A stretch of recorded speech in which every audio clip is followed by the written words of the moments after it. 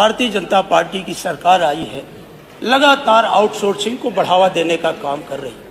मानव लगभग 7-8 वर्षों में हमने कई बार प्रश्न लगाया था और माननीय संसदीय कार्य मंत्री जी ने समय समय पर उसका उत्तर भी दिया था। मानव हम यही तो कहना चाहते हैं कि आखिर जब सारे विभाग काम कर रहे हैं और बहुत से ऐसे आयोग बने हुए हैं, तो ना जाने नित्य नए नए आयोग बना करके सरकार बेरोजगारों को ठगने का काम करती है।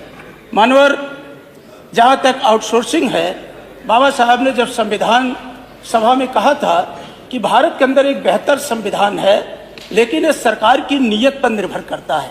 यदि सरकार की नीयत अच्छी है तो अगर संविधान में कुछ प्रावधान नहीं प्रभावी होंगे तो भी सरकार की नीयत अच्छी होगी तो सरकार बेहतर काम करेगी। मानव यही तो हम सरकार से जानना चाहते हैं, आखिर आपके सामने वो कौन सी परिस्थितियां हैं जिसके कारण आप परमानेंट नियुक्ति नहीं कर रहे हैं। आपके पास आयोग हैं, बेसिक शिक्षा आयोग, माध्यमिक शिक्षा, उच्च शिक्षा आयोग, लोक सेवा आयोग, अधीनस्थ सेवा आयोग। तो हमने कहा था कि आउटसोर्सिंग, हमें खुशी है कि हमारी बातों को सरकार ने कुछ बातों को संज्ञान में लिया है।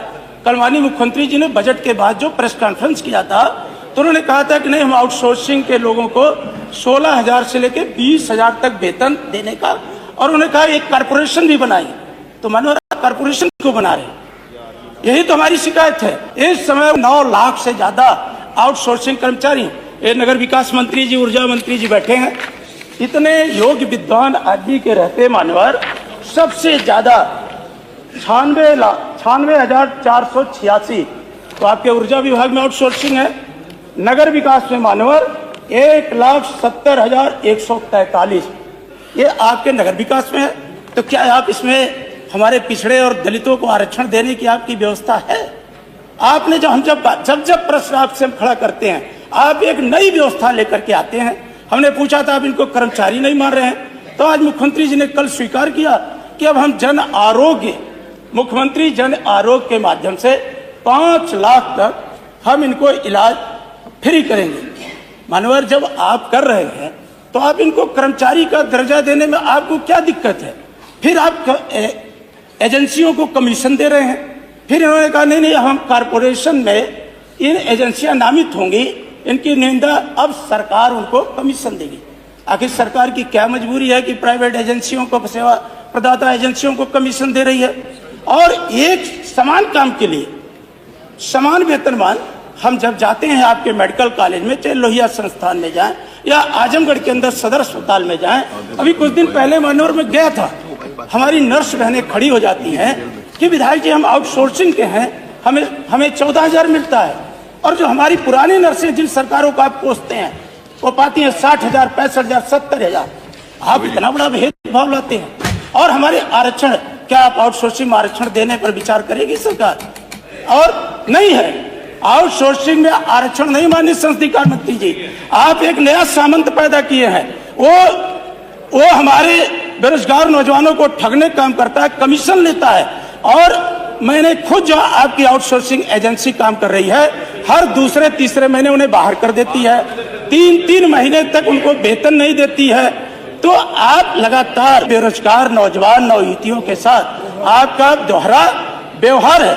आप समाजवादियों को कहते हैं कि समाजवादियों का चरित्र दोहरा है, सबसे ज्यादा तो भारतीय जनता पार्टी की सरकार का दोहरा चरित्र है कि आप समान काम के लिए समान वेतन की व्यवस्था नहीं कर रहे हैं, परमानेंट नियुक्ति भी नहीं दे रहे हैं। आप जब इतना बार हमने इस बात को उठाया तो कल माननीय मुख्यमंत्री जी ने स्वीकार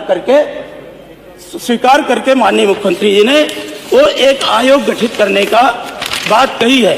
और माननीय मुख्यमंत्री जी ने मान्यवर कहा कि हम सेवा प्रदाता एजेंसियां अपना पंजीकरण कराना होगा, प्राथमिक सीधे उनके खाते में जाएगी। चलिए, मैं आपका स्वागत करता हूं कि आपने व्यवस्था दिया। विभागों में विभाग कर्मचारियों को भेजेंगे, कितनी आवश्यकता है? आउटसोर्सिंग एजेंसियां, माननीय संसदीय कार्य मंत्री जी, मैं आपसे एक सीधा बात प्रश्न करता हूं कि जब आप सरकारी खजाने से इनको देते हैं पैसा एजेंसियों को, सेवा प्रदाता एजेंसियों को, तो आप इनको सरकारी संविदा क्यों नहीं कर देते हैं? क्या ऊर्जा विभाग, आपका स्वास्थ्य विभाग, पंचायती राज, 9 लाख से ज्यादा आज आउटसोर्सिंग कर्मचारी हैं क्या सरकार इनको संविदा के आधार पर नियुक्त करके अस्थायी करने पर विचार करेगी? क्या जो हमें संवैधानिक व्यवस्था के तहत आरक्षण मिला है, क्या आउटसोर्सिंग एजेंसियों के माध्यम से आरक्षण व्यवस्था का पालन करवाएगी सरकार? मेरा सीधा आपसे, और समान काम के लिए क्या समान वेतन देने पर सरकार विचार करेगी? मेरा सीधा सवाल आपसे है। अभी संविधान और आरक्षण की चर्चा प्रश्न के दौरान माननीय सदस्य ने किया। कुछ दिनों से इनके पास इसके अलावा कोई बात बची नहीं है। अभी उपचुनाव के परिणाम आए हैं, जनता ने बता दिया है कि इनके पीडीए और इनको जो आरक्षण पर जनता को गुमराह करते हैं, या आरक्षण की चोरी करने वाले महाराज, आरक्षण के जितने बड़े इस देश के अंदर इनकी सरकार में आरक्षण की चोरी हुई है, और अति पिछड़ों के साथ, दलितों के साथ इन लोगों ने जो व्यवहार किया है माननीय, आप क्यों आपको मैं जवाब दूंगा, आपकी एक एक बात का जवाब दूंगा। सारे पिछड़ों का हक जवाब ये जो पूछा उसका जवाब दूं। कहीं का नहीं छोड़ा आपने। अरे हमसे बात करिए माननीय मंत्री जी। नहीं छोड़ा। अरे मंत्री जी मैं इधर बैठा हूं, उधर नहीं हूं। हाँ इधर, इधर जो भी उधर नहीं, इधर ये कारपोरेशन, मैंने बोला मेरे ये कारपोरेशन की बात कर रहे हैं मानव। आप बिठा दीजिए मैं जवाब दूं। बैठा। अरे उत्तर आ रहा है ना, बताइए। अरे आप मजबूरी क्या है कि ये प्राइवेट? अरे बताने तो दो, बताने। अरे मंत्री जी खड़े हैं, एक मंत्री जी आप करेंगे। मेरे से बात करिए माननीय मंत्री जी, जो भी बात है मुझे संबोधित करके बात करिए, और आप भी। और एक बात स्पष्ट कर दूं, आप बहुत अच्छे हो। यस। एक बात स्पष्ट कर दूं कि आपके सुझाव और आपके दबाव की बदौलत सरकार काम नहीं करती है।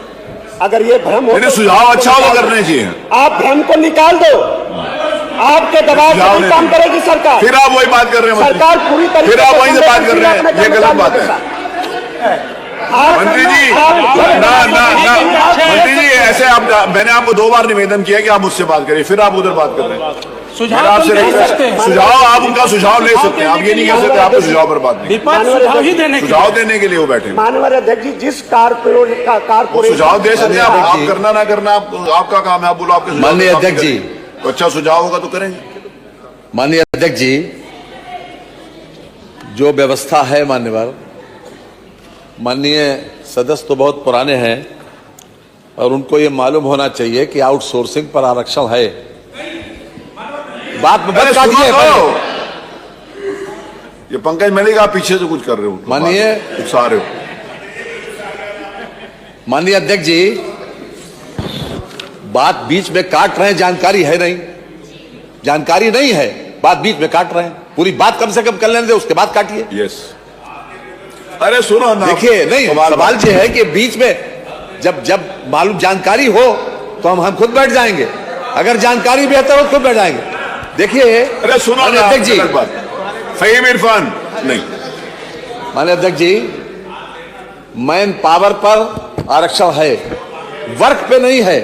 अगर कोई पर्टिकुलर किसी विभाग में 50 लोगों का कोई ये मांगता है कि हमें 50 लोग चाहिए, तो उसमें बाकायदा 21% SC, 2% ST और 27% OBC आरक्षण है। आपको जानकारी आउटसोर्सिंग पे है, आपको जानकारी नहीं, हम क्या करें? सवाल ये है तो ये जानकारी क्यों कह रहे हैं? ऐसा क्या हाउस में बोल रहे हैं? आप जिम्मेदार आदमी हैं, मैं भेजे दे रहा हूं आपको शासनादेश। दूसरी बात, वर्क पे नहीं है। अगर कोई पर्टिकुलर कहेगा हमें सफाई वाला व्यक्ति चाहिए, हमें कोई बढ़ई चाहिए, या हमें कोई किसी प्रकार का अगर वर्क असाइन करके भेजेगा, उस पर आरक्षण नहीं है। लेकिन अगर मैन पावर मांगेगा, मैन पावर पर आरक्षण है, इस समय लागू है, वो रिपील नहीं हुआ है। मैं आपके पास भेजे जा रहा हूं, आप देख ले माने बात। और इनको ये जिम्मेदार सदस्य हैं, ये जिम्मेदार सदस्य है मानवर, इनको इस प्रकार की भाषा नहीं बोलनी चाहिए। नहीं बोली। जब मैं कह रहा हूं कि आरक्षण है तो मान लेना चाहिए। वो रिपील नहीं हुआ, मैं भेजे दे रहा हूं आपके पास। धन्यवाद माननीय मंत्री जी। प्रश्नकाल समाप्त। मैं भेजे दे रहा हूं आपको, आप देख ले। आप प्रश्नकाल के बाद मैं आपको